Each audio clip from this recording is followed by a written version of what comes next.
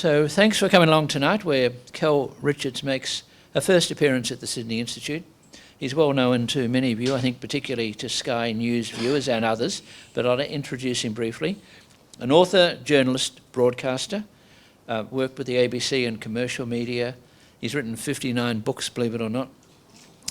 And he appears, of course, on the Credlin program on... Yeah, but some of them are children's books, you know.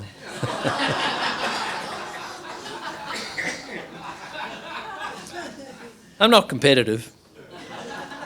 You're a long way to go. But not all of them. But not all of them. I'm still behind 59, yeah.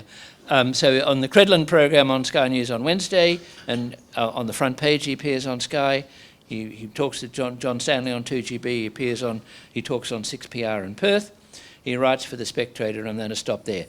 And tonight's topic is Orwell updated, politics and the English language for today. Kel Richards, you're very welcome. Thank you.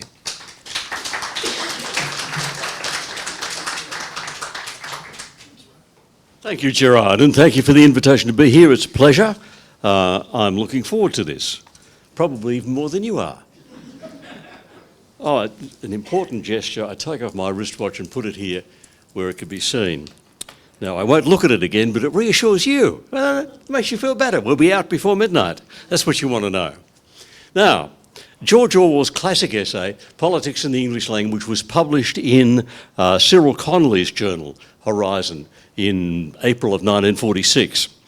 Now, Orwell's power for us today, 77 years later, is his astonishing level of prescience. He could see stuff that other people around him could not see.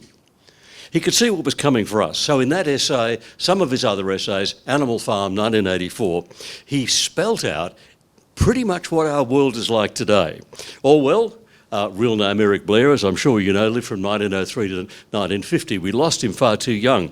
The adjective Orwellian appeared very quickly, within months after his death. He died January 1950 from tuberculosis at the age of 46. And within 6 months, the American writer Mary McCarthy was using him as an adjective. She talked about a leap into an Orwellian future. So the frame of mind associated with Orwell was immediately apparent. Now, the Oxford English Dictionary defines Orwellian in the terms you'll be familiar with, and I'll read it to you. It says, characteristic or suggestive of the writings of George Orwell, especially the totalitarian state depicted in his dystopian account of the future, 1984.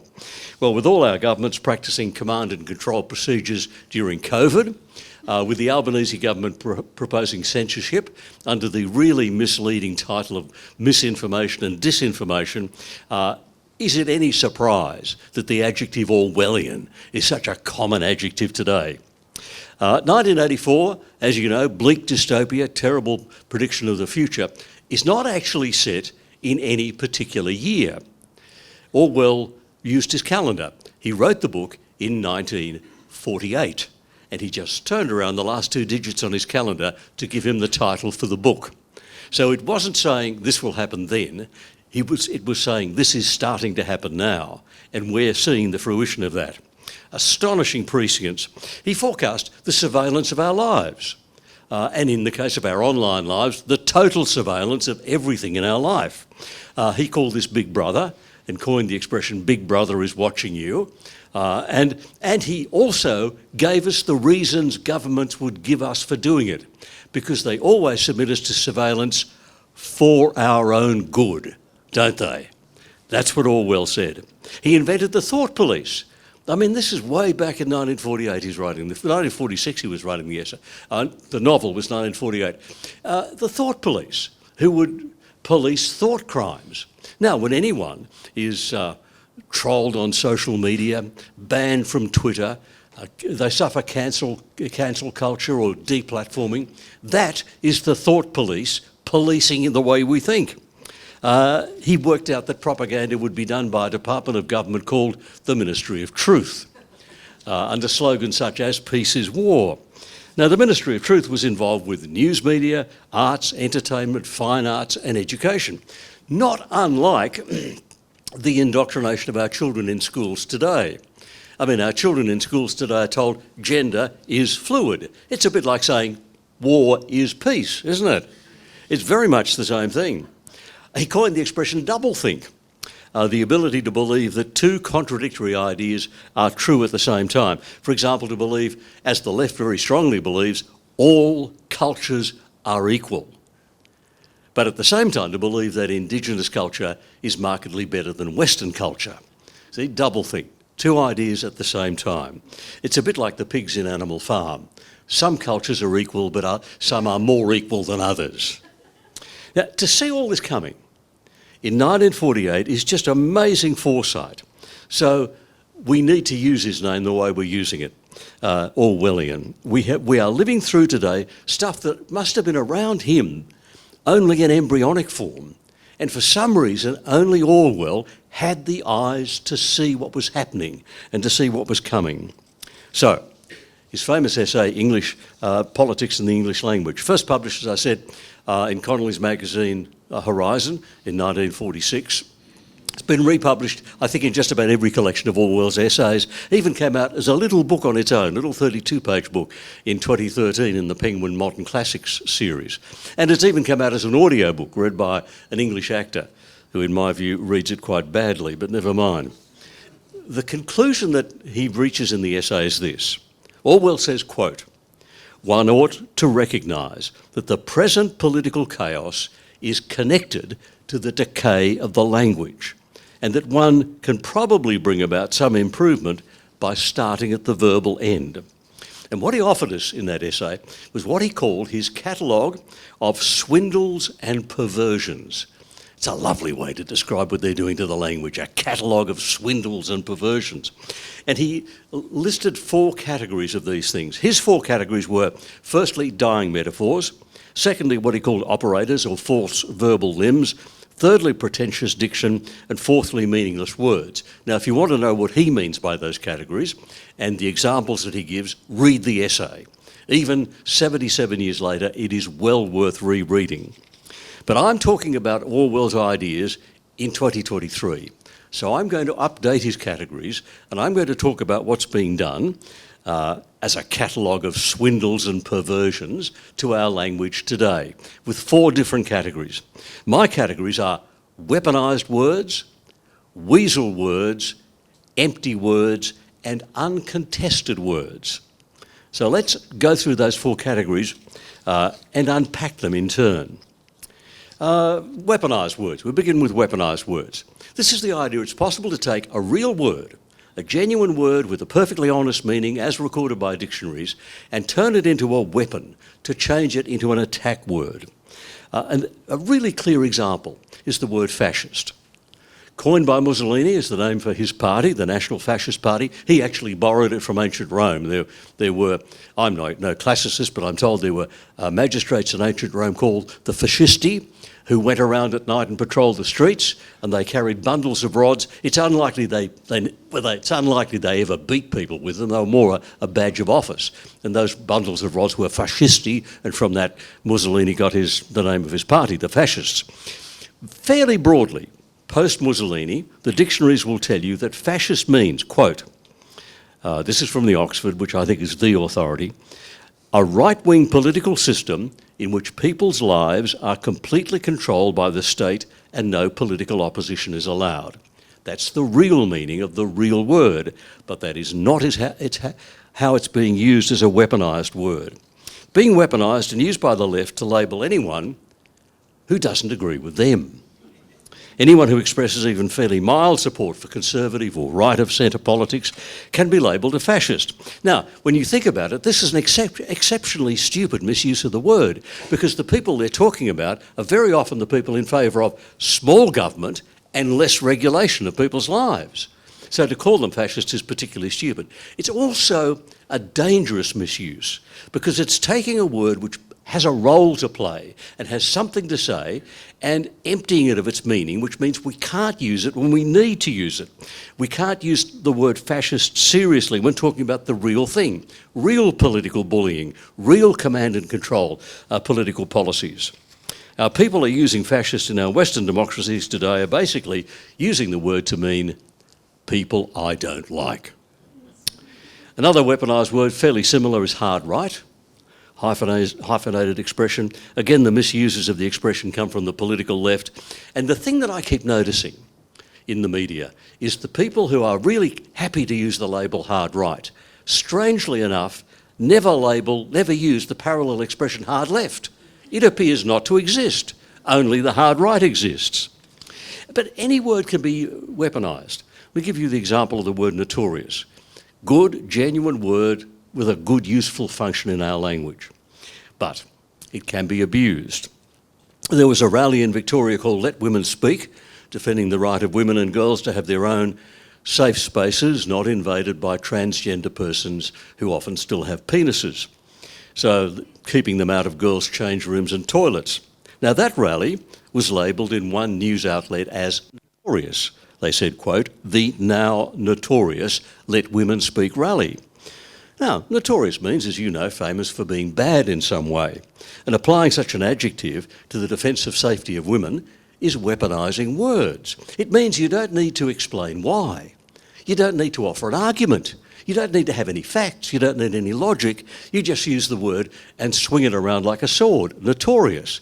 If you happen not to like Nigel Farage, then all you need to do is talk about the notorious Nigel Farage. And you don't even need to say why, because the weaponised words are doing the work for you.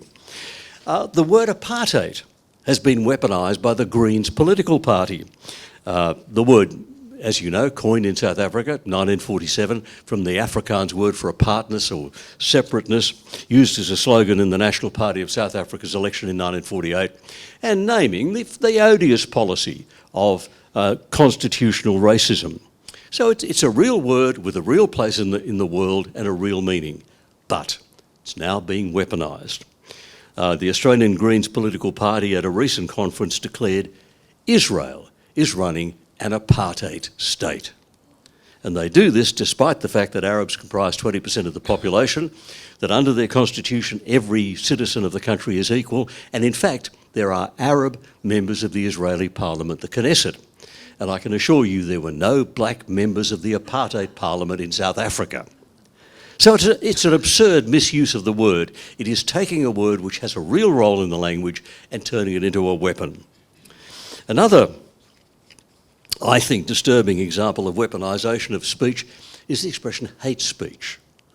Now, it's a real phrase.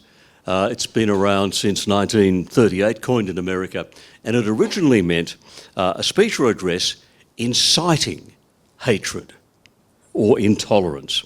So originally hate speech just didn't mean saying something hateful, it meant inciting, encouraging hate in others. That's not how it's being used now. The people who are quickest to label a statement hate speech are actually labelling things they disagree with. So, as an example, if someone wants to say a man can become a woman by putting on a dress and makeup and the rest of it, and they want to believe that, that's fine. It's a democracy. They can believe, think, say what they like. But if someone happens to disagree with them and say, no, that's still a man, then their speech is labelled as hate speech. And it's simply untrue. It is simply untrue. What they've said is disagreement. Disagreement is disagreement. It is not hate speech. It is something that could be thrown at any comment that anyone doesn't want to hear. They don't want to be disagreed with. I'm sorry, what you're saying is hate speech. You could be talking about classical Christian doctrine and be labelled as hate speech. It happened to Israel Folau. And I've got to say that this kind of weaponisation is particularly coming from the left. So you can be a hardcore left of centre Marxist, you'll be safe. But if you're right of centre and conservative, expect to have what you say labelled as hate speech. So that is weaponising words, and we need to be aware of what is going on. We need to hear what is being said and how the language is being damaged. So, weaponised words. Second category is weasel words. I love the expression apart from anything else. There was a bloke named Philip Howard, who wrote a journalist like me, who wrote a language column for many years for the Times, and he collected his columns in a book called Weasel Words. Wonderful book. The Oxford English Dictionary says weasel words, originally an American expression, means an equivocating or ambiguous word or expression in a sentence that takes away the meaning of a sentence. So a weasel word is like a vacuum cleaner. It's like one of those really good ones, like a powerful Dyson vacuum cleaner, which gets its mouth on the sentence and sucks everything worthwhile out of it. That's what a weasel word is. Now, I'll give you some examples. Go back to the Brittany Higgins case. The Labor Party used the Brittany Higgins rape allegations as a weapon to attack the Morrison government. Katie Gallagher and a bunch of others did that. The question was, were they fed information about those allegations even before they were made public? Well, leaks of a wargaming tape involving Brittany Higgins and Lisa Wilkinson makes that at least a strong possibility. Labor Senator Katie Gallagher was asked in Parliament in June of 2021, right before we knew about the gaming tape and the secret conversations, asked about the allegations that she knew. And Gallagher was outraged. She said, and I quote, "No one had any knowledge. How dare you?" In those words, was she misleading Parliament? Well, she's certainly changed tack since then. Since all the story about the leaked recording came out, she's changed the story. Now she says, quote, "I was given some information." The classic example happened in the Prime Minister's interview with Ben Fordham. I could, if I was using a weaponised word, call it his now notorious interview with Ben Fordham. It was a train wreck of an interview. And Ben Fordham at one stage quoted some of the supporters for the Yes campaign, for The Voice, saying that they want to cancel Australia Day. In response, Anthony Albanese said, not once but twice, "We have no plan to change Australia Day." Challenged again, he said it again, "We have no..." But he's reporting what he thought at 7:30 on a Monday morning. By Thursday, he might think something differently. He's just telling us where he is at the moment. But in a month from now, a year from now, by next April, the plans might be totally different. We don't want to hear his plan of what he's thinking at the moment. We want to hear his promise. What he needed to say, if he wanted to say something with any substance, was to say, "I promise not to change Australia Day." Not, "We have no plans," because that's weasel wording, but "I promise not to change Australia Day." So it's wise for voters to recognise intention as the weasel word it is, and when we hear it, we know we're not hearing the truth from politicians, we are hearing them ducking and weaving, doing that sort of Irish dancing where they're on their tiptoes and avoiding touching anything. So, weaponised words, weasel words, then there are empty words.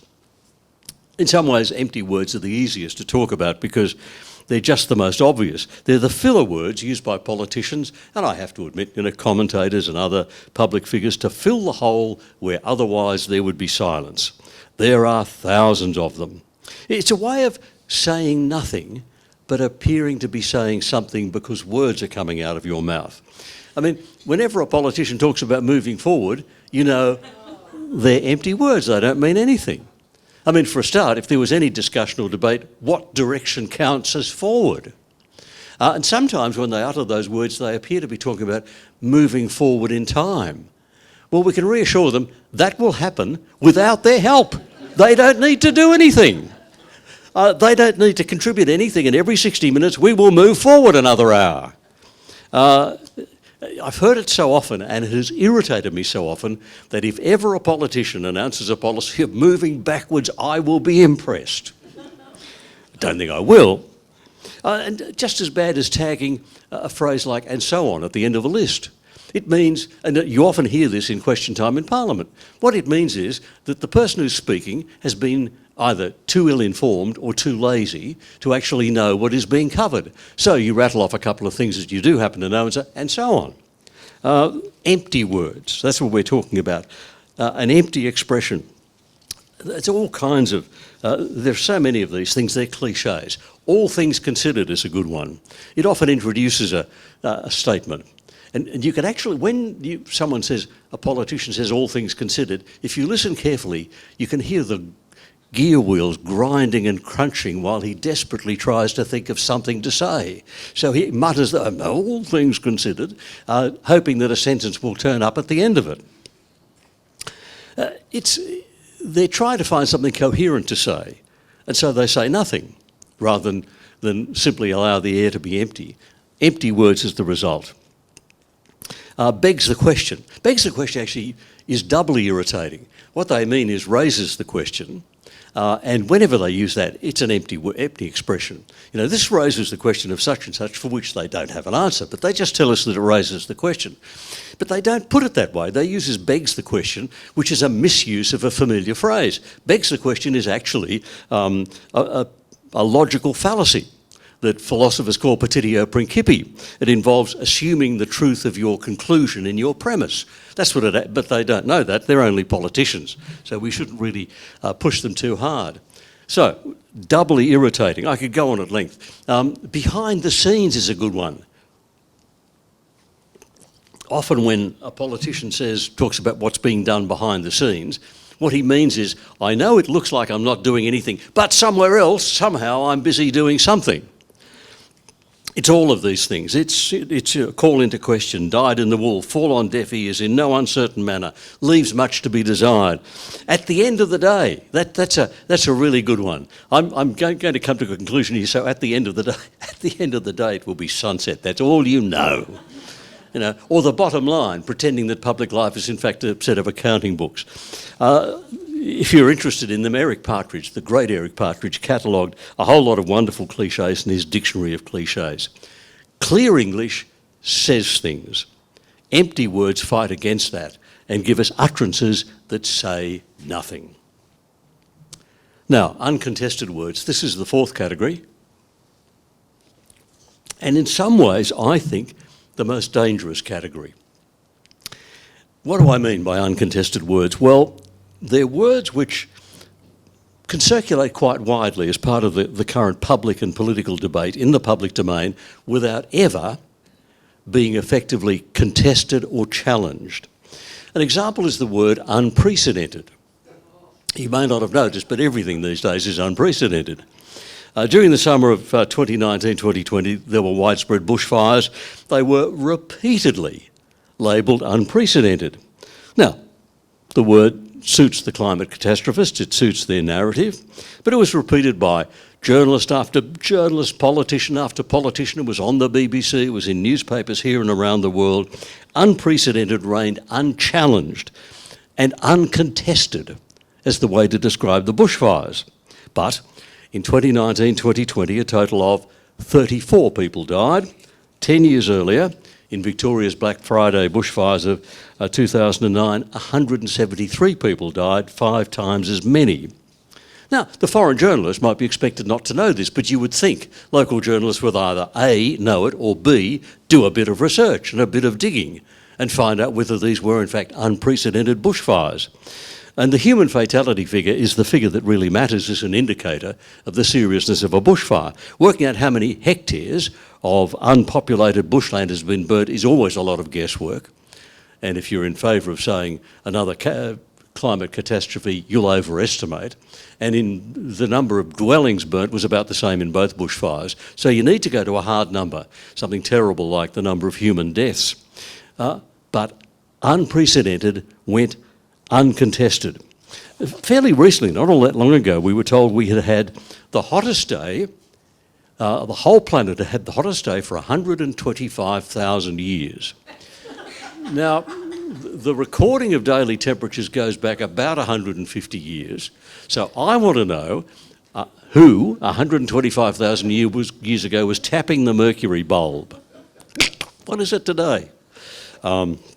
There'd be little dinosaur claw marks beside the mercury bulb on the thermometer, wouldn't there?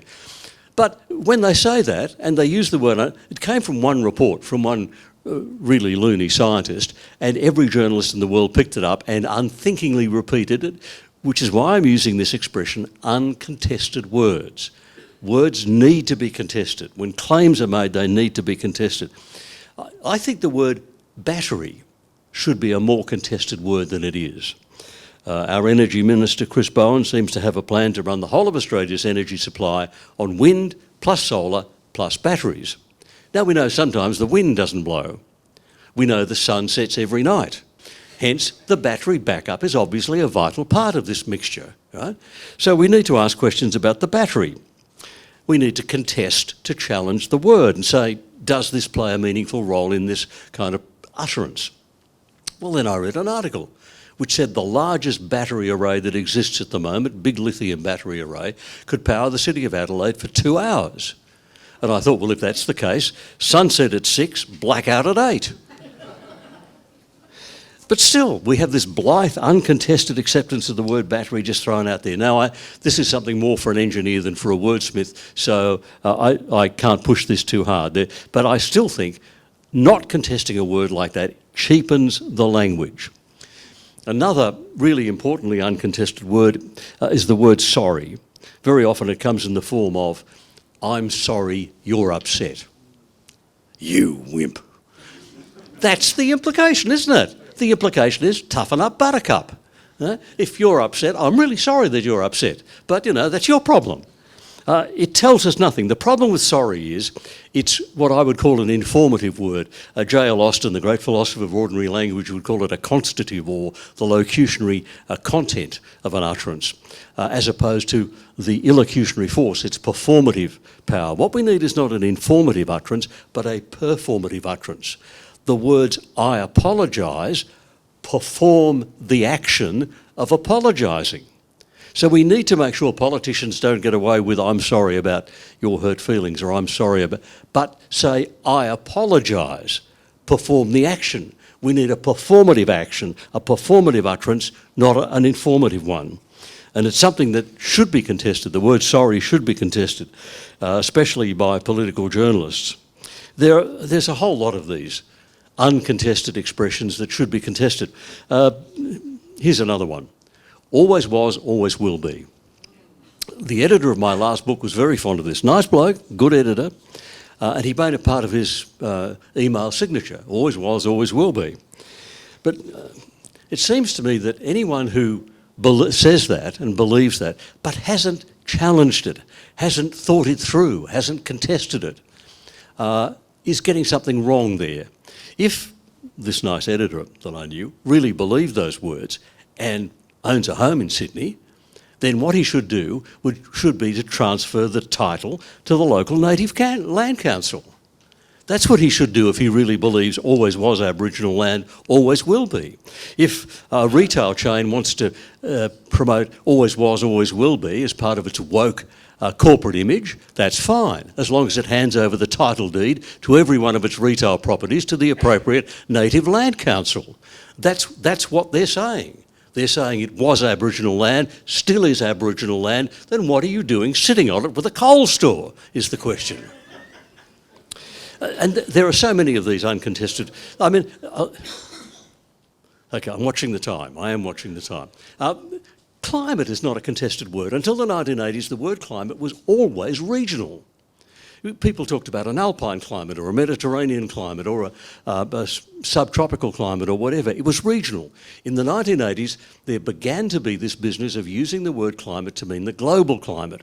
And slowly that took over, and now climate is only used to mean the global climate. That means the entire air mass of the entire planet, all of the atmosphere, constantly in motion and constantly difficult to predict, otherwise the weather forecast for next Wednesday would be accurate. So this seething complex mass, once we know that's what the word means, then we suddenly think it's ridiculous to think politicians can control that. But the word goes uncontested. No one thinks about what they're saying, they just rattle off the word. I actually think the word voice should be contested more than it is, because there is an unexamined assumption hidden in the word voice that there is no voice. In other words, Indigenous Australians should have a voice to Parliament. They don't have one now. That's the implication of calling it their voice. But in fact, we live in a representative democracy, and they have exactly the same voice to Parliament you have and I have. My voice to Parliament is my local federal member. I don't know that he's all that useful, but he's still my local federal member. And I exercise my voice to Parliament when I vote in a federal election, when I write to him and express concern about something, which I did recently. I've got a voice to Parliament. Every Australian, every equal citizen has the same voice. But using it as the voice, uncontested, unchallenged, suggests it's the only one. So, It's all right, Gerard, I will draw some threads together and get back to George Orwell. Look, if he was here today, I think Orwell would be alarmed that his warnings went unheeded and the world continued to plunge in the direction that he was alerting us to. In his 1946 essay, Orwell was actually hoping to sort of draw the users of language in the public sphere to an awareness of what it was they were doing, to understand where their language was going wrong in the hope that they would do better. Pardon me. Orwell said towards the end of the essay, quote, "All issues are political issues. Politics itself is a mass of lies, evasions, folly, hatred and schizophrenia." He was really fond of politics. "When the general atmosphere is bad, language must suffer." And so that's why he alerted his readers to what he called his catalogue of swindles and perversions. And the very last words of the essay, he says these should be cast into the dustbin where they belong. Now, I don't have the confidence, I think, to urge the users of our political language these days to do better. Because my concern in the 21st century, in 2023, is that these uses of language, weaponised words, weasel words, empty words, uncontested words, are not happening accidentally. I think they are deliberate abuses of the English language, often for malicious purposes. We can't appeal to the goodwill of the perpetrators or expect them to choose to do better. When they weaponise words, when they use weasel words or empty words, when their friends in the media let words go by uncontested, the smoke screen is in place, is what's happening. They won't do better. So what can we do? Well, we can be sensitive to the words being used and how they're being used. We can call out linguistic frauds when we notice them. I've got a website, oswords.com.au, with a daily word column. I send out a daily newsletter, which quite often does exactly that, calling attention to the abuse and misuse of words. I'm just writing one on how the word reconciliation can be abused and misused. So we can do that, whether it's in our conversation or whatever. We can make a noise about these things, and when we do make a noise, we're helping other people notice the linguistic three-card trick that is being played on them. Secondly, we can take care that we don't fall into the same linguistic cesspool. Instead of accepting the words and phrases being used by politicians, we can not use their words, but we can rewrite what they're saying into clearer and better language to re-express those ideas more honestly. And finally, we can ensure that the swiftness of the magician's glib words never fool us. Thank you very much.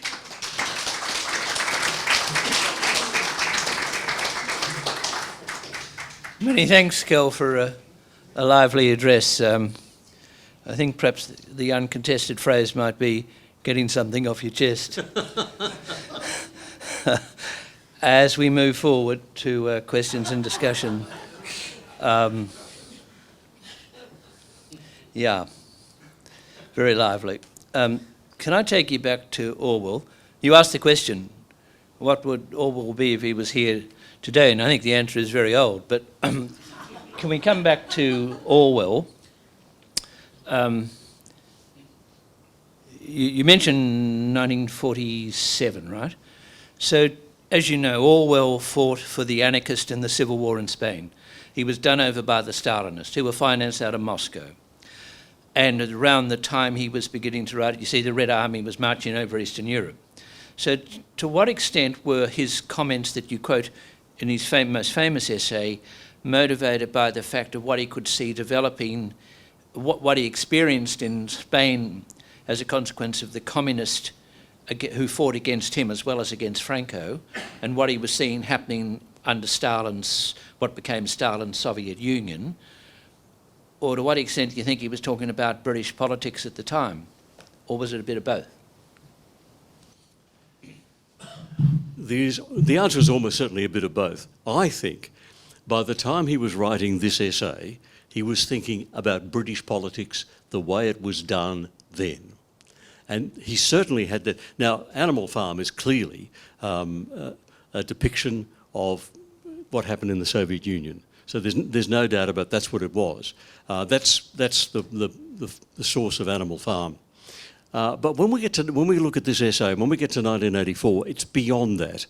He's looking at what's happening in his own society. He's looking at the ways in which democracies get things wrong. Now, he died very young. He died at 46. He still called himself a socialist to the end. And he saw the only two options as socialism and capitalism, but he got to the point of not being happy with either. So if he'd lived longer, where would he have ended up? I don't know. But he was certainly unhappy with what was happening in the Western democracies at that point.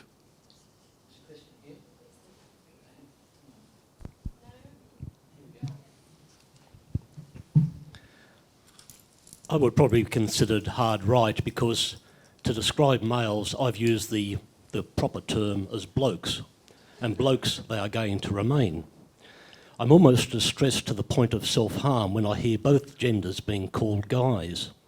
Now, considering the musical in the 1950s was called Guys and Dolls, would today they call it Guys and Guys? Or what else would they come up with? Yes, it's a good question. My own personal view, and you may not be happy, Leon, my own personal view is that guys is a fairly harmless expression, and I'll tell you why. It's an American expression, and it's really interesting. People worry that Australian English is being swamped by Americanisms. It's not. It's not.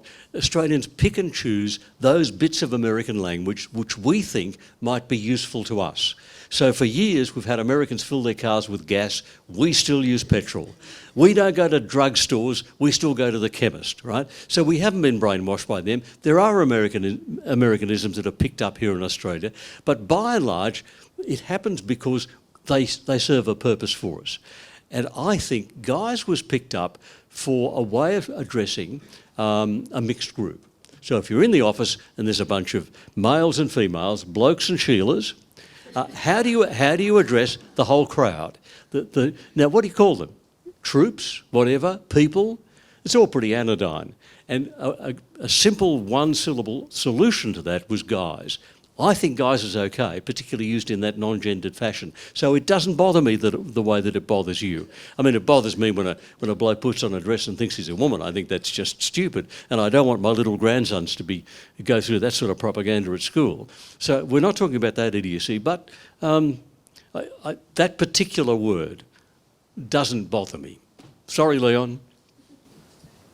I got a text a minute ago from someone who wants you to talk about the word unpack.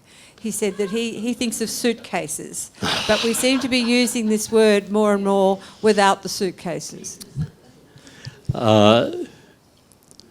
Unfortunately, it comes with its own luggage for me.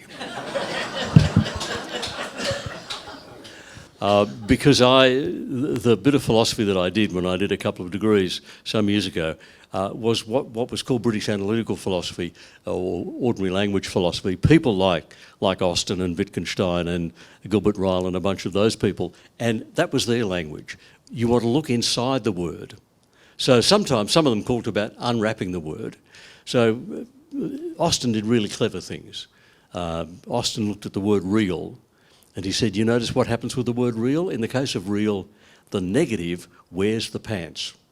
Real is only used to rule out possibilities. Is that a real fruit?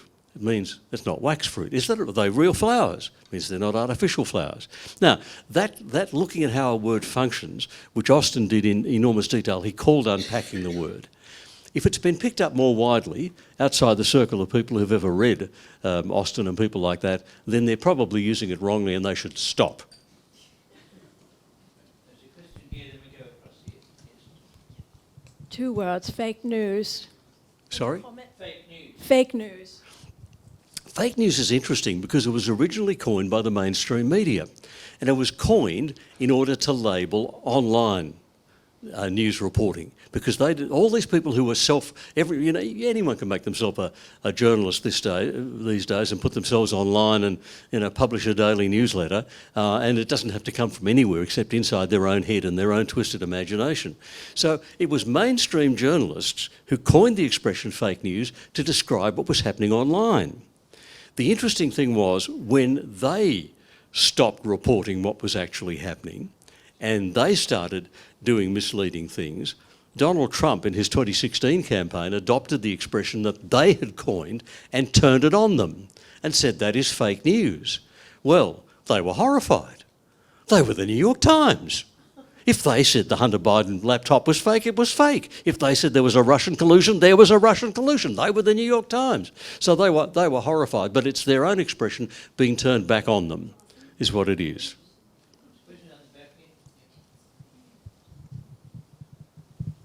I'd love to hear your analysis of Dan Andrews and how he gets away with it. I mean, there's lots of things it's really tempting to say. There was a time when people living in New South Wales thought when you got to Queensland you had to speak more slowly. But that's starting to look like Victoria. Now, the truth is, Peter Credlin keeps telling me this, and I'm sure she's right. The truth is that Dan Andrews keeps being re-elected because there is no alternative. It's as simple as that. It is not the case, as much as we're tempted to think it, it's not the case that Victorians are stupid and that intelligence, if you drive across the Murray River, your IQ immediately drops. That's not the case. It is the case they just haven't had a choice. I mean, would John Pesutto be a much better Premier than Dan Andrews? Well, apart from the fact that anyone would be. But he doesn't look like an alternative government. He wants to be another Labor government. What's the point? And it's been that case with the Victorian Liberal Party for some considerable time. So the reason Andrews keeps being real, Andrews can't stay forever. Andrews will do a dash at some point before the House of Cards collapses. It's what these people always do. He's a very, very good media performer.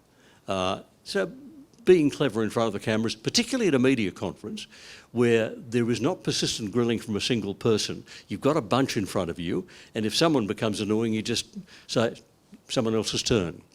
And he's a master of doing that. He's very good at that, and that, of course, plays a role in it. And it certainly played a role in his original election. But he's stayed there as long as he has, doing as badly as he has, because there is no alternative. There's a question here, then I've got one on two. Hello, Kel, can you hear me? Yep. When I grew up, it was Aboriginal, Indigenous. Now we have First Nation or First People. Can you explain why? The why questions I can never answer. I haven't the faintest idea why people play these games. It was originally the Department of Aboriginal Affairs, and then it became, the name of the department has changed a number of times over the years. Why anyone feels a need to change it, I don't understand. Why anyone thinks Indigenous is somehow, a gentler word? A more polite word? It still means Aboriginal and Torres Strait Islanders. It means exactly the same thing. Some people get distressed because Indigenous refers to place of birth. So in that sense, I'm Indigenous, I was born here. But the dictionaries have come to recognise two different words. Indigenous with a lowercase I, which they say applies to everyone born somewhere, and Indigenous with an uppercase I, which the dictionaries say means the descendants of the earliest inhabitants. So why there was a feeling that there needed to be a switch from Aboriginal to Indigenous, I do not know. Maybe because it incorporates Torres Strait Islanders. As for the First Nations thing, that's a Canadian expression. Both words are foolish. I mean, the nations thing just doesn't work. It's referring to 363 tribes or whatever. But I'm even more disturbed by the numeral, by the number at the front. Because if this is the First Nation, who's the second? Who's the third? Who's the fourth? I actually think it's very offensive. 50% of Australians are either migrants or the children of migrants. That's half the country. That's half the population. What we actually are is a migrant nation. To turn to a nation full of migrants and say, we're the first people, what does that tell them they are? I mean, that's about as bad as saying, go back where you came from. It really is that offensive. So First Nations is I think, an offensive term, and I don't use it. So when I'm writing about, I use the word Indigenous so that I don't have to use the whole phrase of Aboriginal and Torres Strait Islander, but I won't use First Nation. I've got a question here from Zoom, just talk to the end again, that you've probably been a bit unfair to the left of centre. You take your term I'm just summarising here. You take the term apartheid.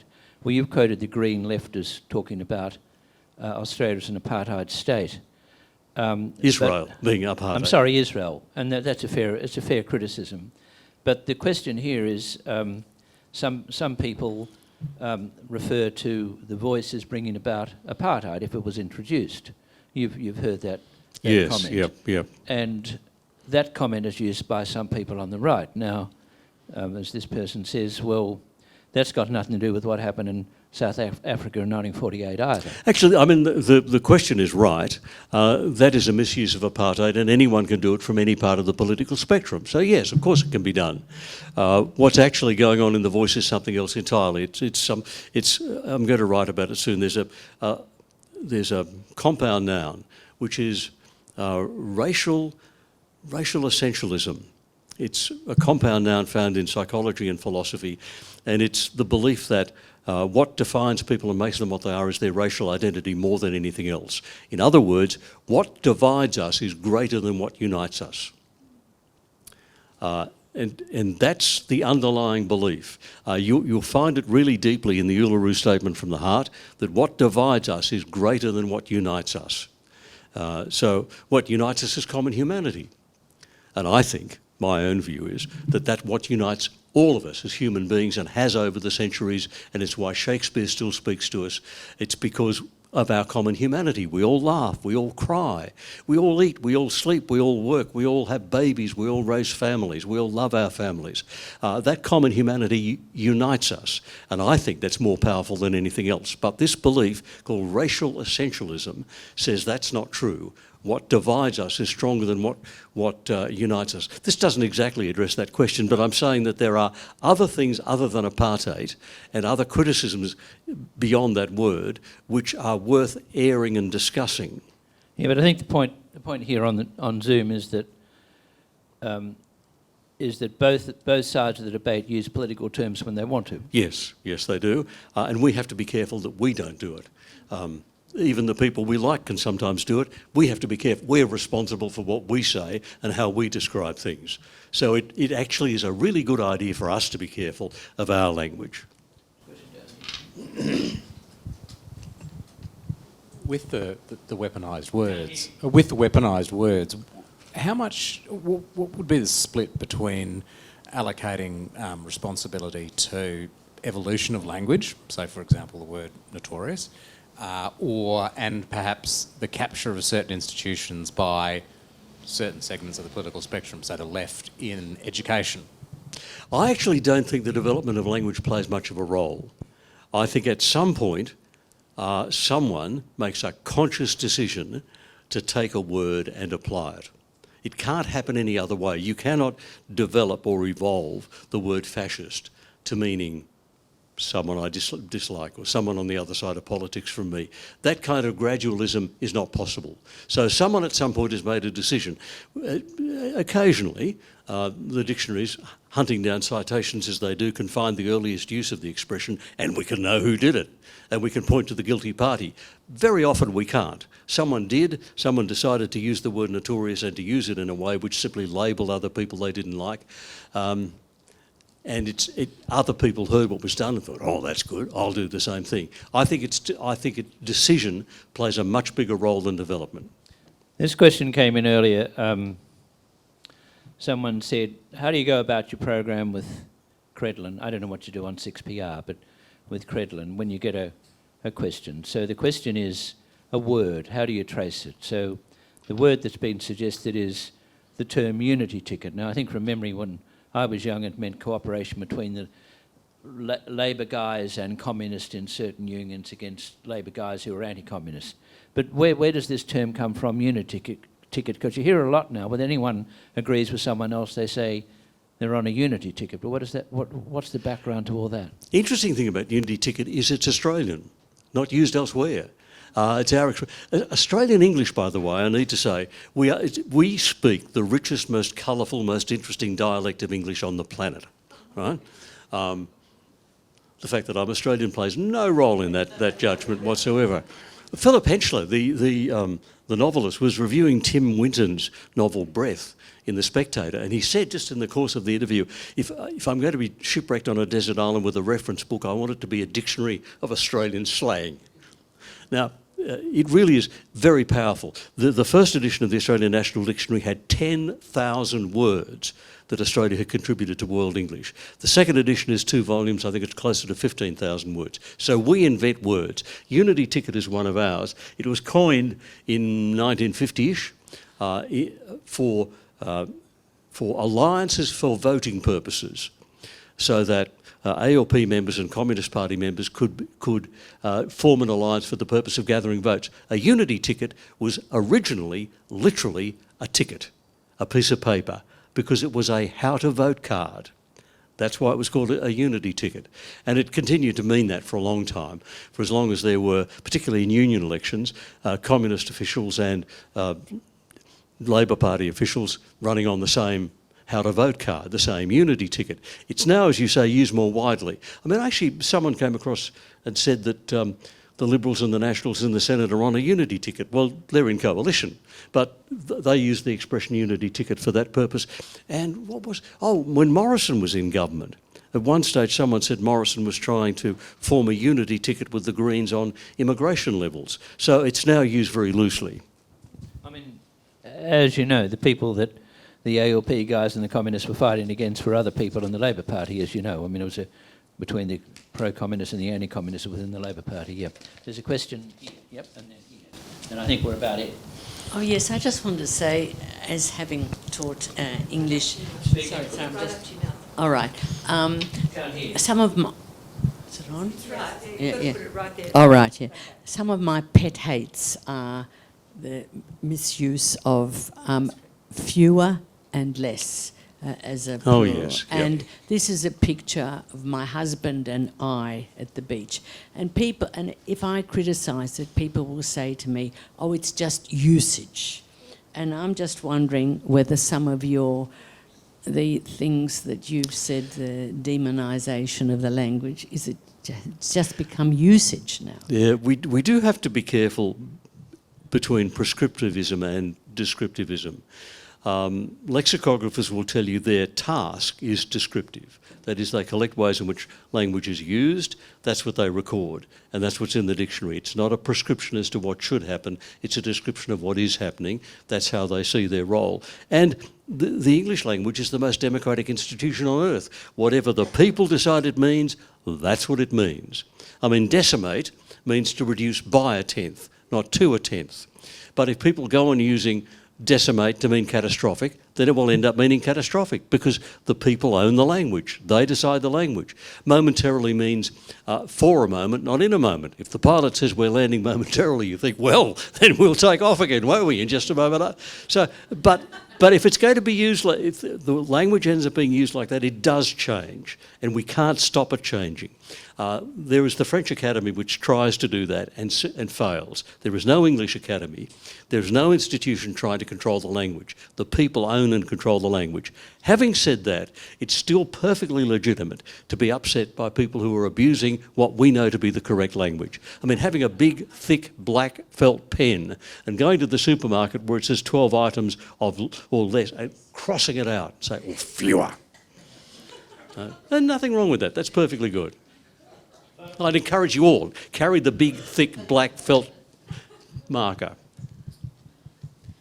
Do you think modern business language has got its own special category? And I think of things like the use of the word leverage, low-hanging fruit, Yes, and those sorts of expression. Do you think that's its own category, or do you just wrap it up? Oh, no, with no, the rest? it is its own category. It's called management talk, and there is a story which I'm prepared to believe that years ago something like bingo cards were put out, right, with all of these phrases, you know, the low-hanging fruit at the bottom, at the end of the day, bottom line, and the first person who got every single one of them on their card could cry bingo, and they'd won for the day. So that's what happened at board meetings. So I'm told. Of course there is, and a lot of it is really inflated language because the most insignificant people in the world, the people who will be on the first ship out when the invasion of the aliens come, will be the consultants. We don't need to consult anyone. We just need to do the job. And they invent this language to... It's inflated is what it is.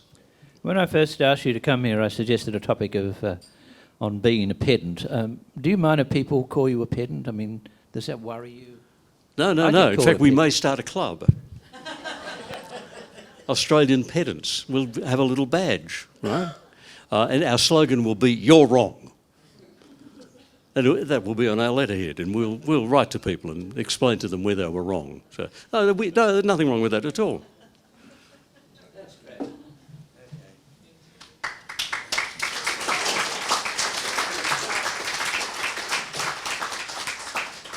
If we had less or fewer time, we would have finished earlier, I think it's fair to say. So many thanks for a lively, very, very lively presentation on politics in the English language updated. Very lively, great response tonight. And no doubt you're going to make it book number 60. And this could well be the start. It's not a bad topic. There you go. At any rate, for tonight, well done, and we'll have you back sometime in